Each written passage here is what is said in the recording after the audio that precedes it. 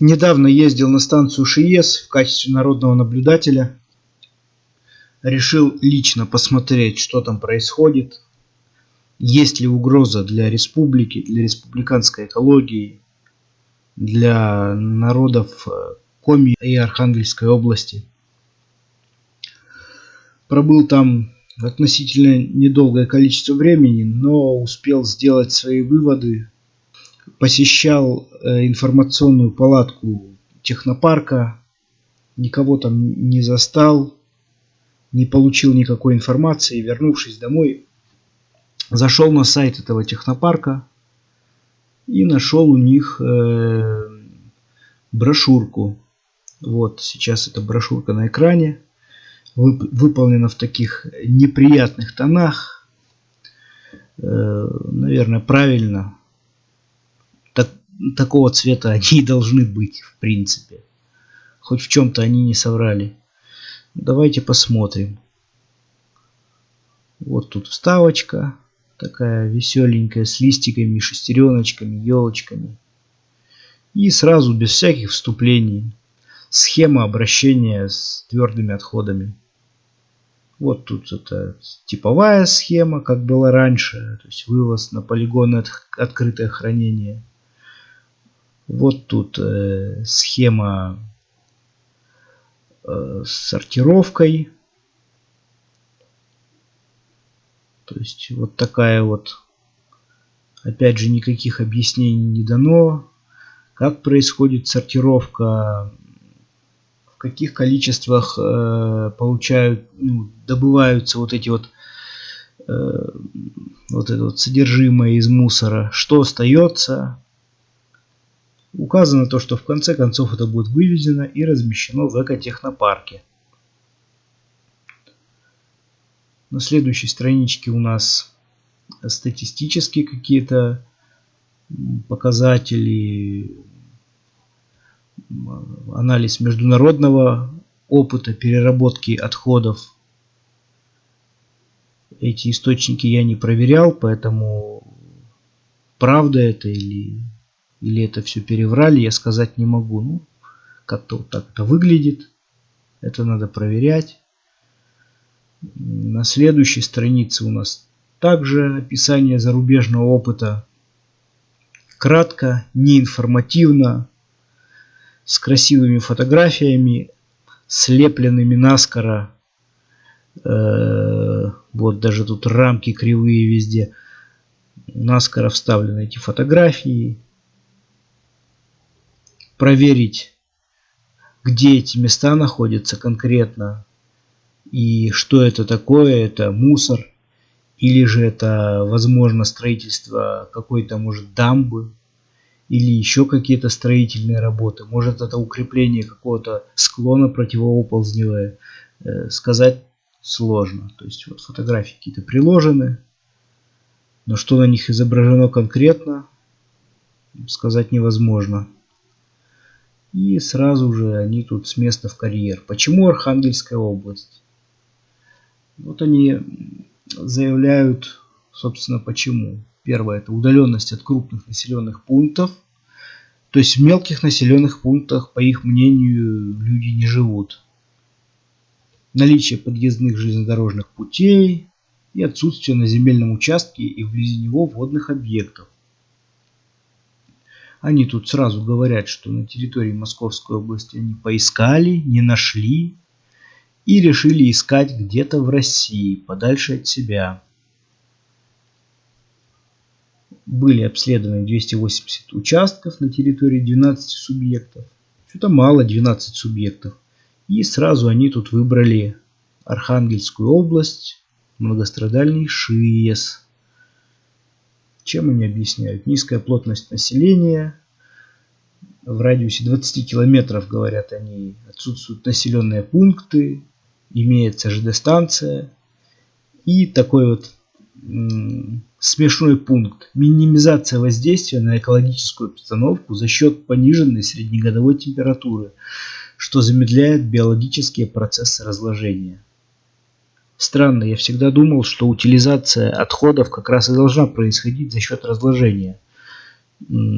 таким образом, вот, как утилизируют отходы в емкостях для получения биогаза или же в компостных ямах.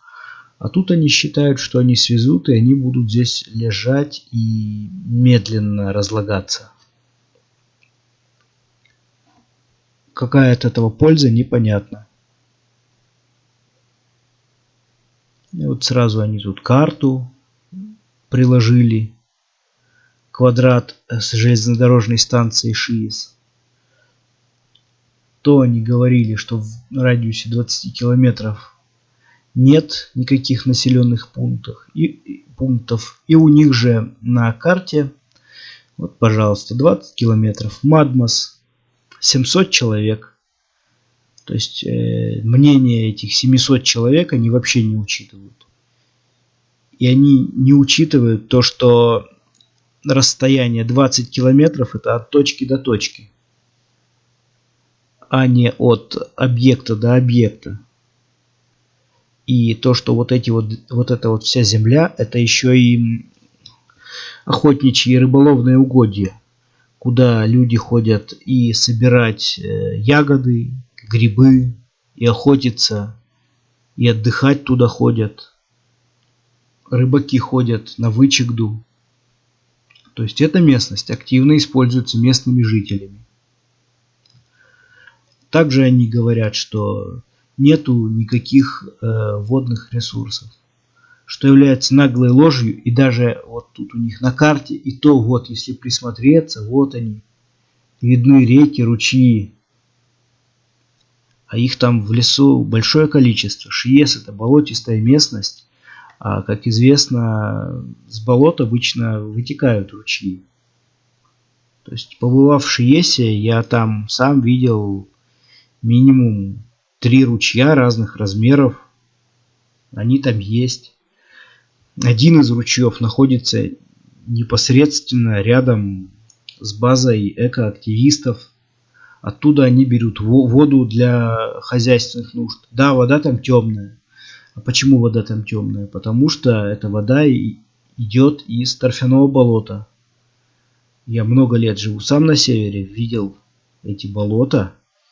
И вот именно за счет того, что там содержится торф, цвет воды получается такой характерный, можно сказать, коньячный или чайный. Вот тут дальше они освещают свои планы, где у них работы ведутся, где не ведутся. То, что они сейчас там натворили, они называют инженерная подготовка территории. Хотя там напрочь изменен ландшафт, вырублен большой участок леса, возведены постройки, уложены железобетонные плиты, установлены ограждения и доставлены целые терриконы песка и гравия. Вот тут сразу же без лишних объяснений финансовая выкладка, то что стоимость будет составлять 10 миллиардов рублей, и сразу же планируемое размещение 500 000 тонн в год. Это вы представьте, какие большие объемы. Даже если считать, что мусор плотно спрессован до такой степени, что его плотность равняется плотности воды, то есть, допустим, тонна на кубометр объема, то какие большие объемы займет весь полигон. Пожалуй, такой большой котлован даже проблематично выкопать. И, скорее всего, они его, наверное, будут складывать просто штабелями. Это будет все обдуваться ветром и разноситься по республике Коми, по Архангельской области. Вот тут дальше идут хвальбы технологии брикетирования. Вот у них заметно повышается скорость и эффективность утилизации отходов, а также гарантировано полное отсутствие вреда для экологии. Парой страниц выше они наоборот говорили, что они везут ее сюда, на север, где прохладнее, чтобы оно там медленнее разлагалось. Но они считают то, что повышается скорость утилизации. Гнить будет дольше, но скорость повышается. Вот они заявляют, в плотно спрессованном и упакованном брикете отсутствуют воздушные коридоры, поэтому процессы разложения в брикетах приостанавливаются на несколько лет и протекают очень медленно. Процессы в брикетах не то что остановятся, а просто они будут протекать без взаимодействия с воздухом. Эти процессы станут похожими на брожение испорченного варенья, закатанного в банку. Просто-напросто это приведет к образованию характерных для брожения газов. Это метан, сероводород и прочие газы. Может еще углекислый газ. И в конечном итоге этот газ будет поступать из брикетов в атмосферу. Ведь вы сами знаете, что бывает с банкой испорченного варенья. Оно начинает бродить, а потом с него срывает крышку. Вот тут вид на территорию технопарка. Смотрите, какой был хороший лес. Вот тут он еще оставлен. Тут его пока не начали вырубать. И что они сделали здесь? Пока это все укрыто снегом, это выглядит хорошо. Но в июне, в середине я там был, и там вот тут вот они размесили болото, тут грязь, стоит вода, черная жижа, по которой ползают бульдозера. Сейчас, пока это все приморожено, это еще более или менее выглядит симпатично, да. Следующая страница. Основания для проведения работ по инженерной подготовке территории станции ШИЭС. И тут договоры, акты допуска, уведомления. Ну вот, можете посмотреть. Посмотрел я, почитал список документов и понял, что тут не хватает самого важного. Не хватает решения референдума местных жителей, не хватает результатов голосования. То есть желания местных жителей не учитываются совсем, как будто их там не существует. Предварительные инженерно-геологические изыскания. Предлагают нам посмотреть на следующей странице. Тут, естественно, опять какие-то высосанные из пальца данные. Да, красивые картиночки, нарисованные в графическом редакторе. Они вот тут рассказывают, сколько и чего они сделали. Но мне кажется, они забывают то, что результаты любых исследований оформляются документами строгой отчетности. Актами, отчетами, протоколами. Здесь ничего не приложено. И даже нет ссылок на номера этих актов, там, где их можно достать, где с ними можно ознакомиться. Ничего не сказано. А вот это вот можно очень быстро нарисовать и опубликовать. Никаких гарантий нет, что вот за этими вот картинками красивыми есть хоть какая-то экспертиза. Больше это похоже на отвод глаз. Следующая страница также посвящена каким-то экспертизам, о которых опять же никто не знает, никаких результатов, хотя бы похожих на правду, нет. Но есть только настораживающие вот такие вот сообщения. Вот они пишут: отсутствуют существующие особо сохраняемые природные территории регионального и местного значения. Вот только они забывают то, что все стоки с ШИЭСа потекут в реку Вычегда. А река Вычегда и река Вымь, которая впадает в нее выше по течению, это ихтиологические заказники, где нерестятся особо ценные, особо редкие, можно сказать, вымирающие виды рыб. Также вот они тут говорят то, что нет лицензионных источников подземных вод.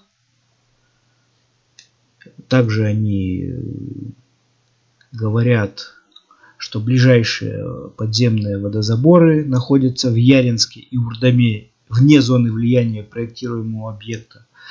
Да вот только сейчас, пока мусор не ввезен, эти источники подземных вод в безопасности, как только мусор начнут завозить, начнется фильтрация сточных вод сквозь грунт, попадание в грунтовые воды. И вот эти вот 20-30 километров, пока этот загрязнитель пройдет от свалки до населенного пункта, это всего лишь вопрос времени.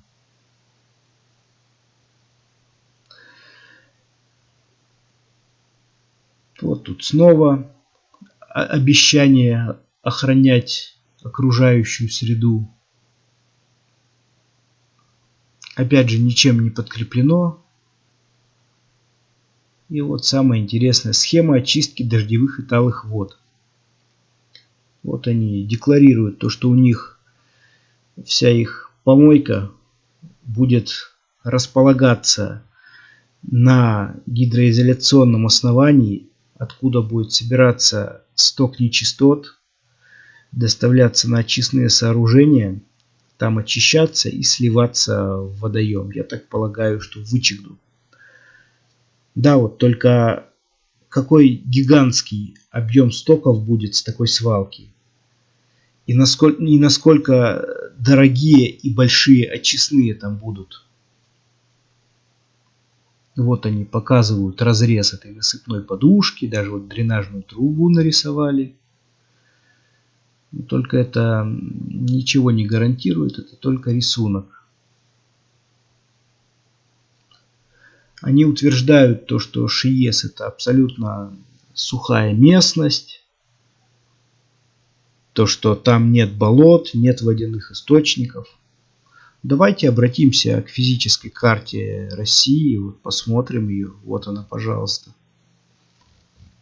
Вот тут у нас видно две станции, Жешерт и Урдама, между ними находится ШИЭС. Так, я немножечко увеличу. Так, вот, смотрим. И мы тут видим то, что ШИЭС, получается, находится между Вычегдой, Сысолой и Лузой. То есть между трех рек. То есть сток с ШИЭСа в любом случае попадет в Вычегду и затем в Северную Двину. А уже из Северной Двины оно попадет в Белое море и следом в норвежскую акваторию. Вот тут на карте хорошо видно, что вокруг места заболочены. Только в экспертизе про это ничего не сказано.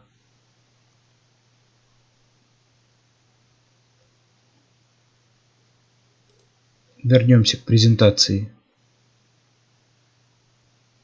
Вот тут мы видим основные мероприятия по проекту. Напоминаю, что проект начался еще в прошлом году. А какие-либо вот мероприятия они тут планируют на конец 2019 года. То есть ковырять землю они начали минимум год назад, а разработка проектной документации, в том числе мероприятий по инженерной защите территории окружающей среды, они хотят завершить в 2019 году в ноябре. При том, что там уже нарушили грунт, вырубили лес, уложили железобетонные плиты и так далее. Собственно, это относится ко всем пунктам. И вот самое главное. Проведение государственной экспертизы проектной документации. Ноябрь 2020 года. А вот вам не кажется, что проектная документация должна заготавливаться перед началом каких-либо работ? То есть как это делается? Сперва выполняется проектирование, потом согласование и экспертная оценка проекта. И уж только потом дается допуск на выполнение работ. А тут они декларируют, то, что государственная экспертиза будет проведена только в ноябре 2020 года. Это прямое нарушение всех понятий проектирования. Сперва мы делаем, потом под выполненные действия мы готовим проект и покупаем экспертизу. Такое, по-моему, возможно исключительно в России. В никаких развитых странах это невозможно. По-моему, это уголовно наказуемое дело вообще. Вот тут реализованные публичные мероприятия по проекту, которые проводились якобы, чтобы убедить местное население в необходимости. Большинство этих мероприятий — это всякие заседания за закрытыми дверями разных комиссий, депутатов, советов. Ну и вот тут еще указана презентация проекта. 220 жителей Ленского района. Опять презентация проекта. 230 жителей Ленского района. Вот. Но, судя по всему, это, во-первых, не указано точное количество жителей. Цифры одни и те же. И в интернете очень много сведений и видео о том, как местных жителей не пускали в места проведения презентаций, не давали высказывать протестные какие-то сообщения. И, скорее всего, вот на этих вот презентациях просто-напросто участвовали статисты, которые требовались для того, чтобы показать, что явка есть, все довольны. Контроль за производством работ. Вот тоже очень интересная страничка. Я считаю, что на этой странице, мне так кажется, указаны именно те структуры, в которых ответственные люди получили взятки, чтобы провести данный проект. Потому что я не знаю, как без государственной экспертизы, без документации их вообще допустили что-либо делать. Это вот, мне кажется, это список организаций, которыми должна заинтересоваться прокуратура с целью поиска взяточников. Вот. Еще одна смешная страничка. Участие правительства Москвы. То есть правительство Москвы пытается задобрить северный народ, у которого они и так забирают все прибыли. А стоит напомнить, что на севере у нас месторождение нефти, газа, угля. У нас тут идут заготовки леса. У нас тут добывают разнообразные минералы. А прибыль вся оседает в Москве. Это можно хорошо увидеть по уровню жизни и уровню зарплат. И мало того, что нам сейчас подняли пенсионный возраст, так еще и свалку делают. А чтобы задобрить как-то северный народ, видимо, они считают здешний народ такими глупыми, они вот предлагают ликвидацию несанкционированных свалок, реконструкцию систем водоснабжения, строительство дорог, всяких, скажем так, спортзалов, школы, всякие ремонты в школах проводить. Они вот тут приобретение коммунальной техники, машин скорой помощи, это все они такую подачку делают своеобразную, пробуют купить народ. Вот только если почитать этот список, чуть менее, чем все из этого списка, это то, что должно выполняться правительством Российской Федерации, а не использоваться для подкупа местного населения за право засрать им экологию в регионе.